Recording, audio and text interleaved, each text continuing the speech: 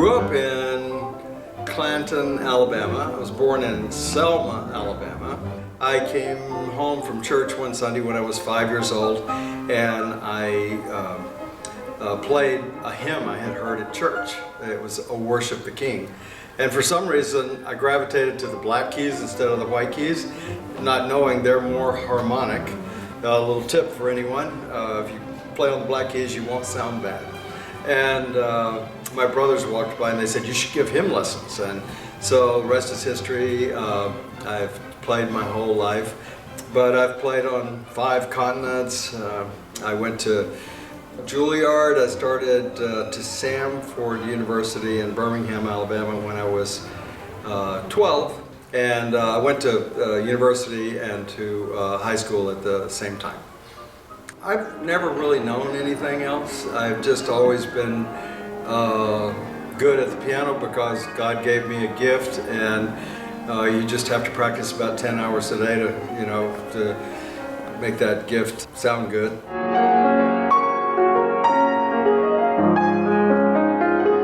I made my debut at Carnegie Hall. I'd already made a New York debut at Lincoln Center, but this was different because Carnegie Hall is so world famous, and I all of a sudden had this feeling, oh my goodness, who am I to be walking out on that stage? And then I had this wonderful, wonderful African-American lady backstage. She was about to open the door for me to step onto that awesome stage. She says, now honey, she said, this is your first time, but she said, you'll be back. So she was right. When I got through, I couldn't wait to do it again. I always strive for excellence, and no matter what it is, I always want it to be as good as I can possibly make of it. So I've always said that my talent is a gift from God, and I owe Him the best I can make of it. I think I heard a long time ago that the ones that make it are the ones that show up and hang in there.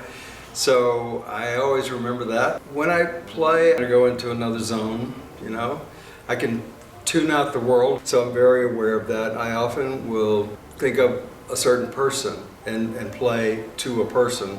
For the second inauguration of Bush, I played there, and that was incredible at one of the events. People I played for in Paris at the American Embassy, and just to be with these great people who have, some of them much older. I remember playing for Baron Guy de Rothschild, and he told me several times, I played for his 90th birthday celebration in Paris, and he said, our family gave Chopin his start. I trained for the New York City Marathon at Todd's Point, and I kind of thought the New York City Marathon would be kind of flat. I don't know, I was very naive. I didn't know there were hills, and so it was one of the greatest days of my life. I love doing that. I can't wait to do it again.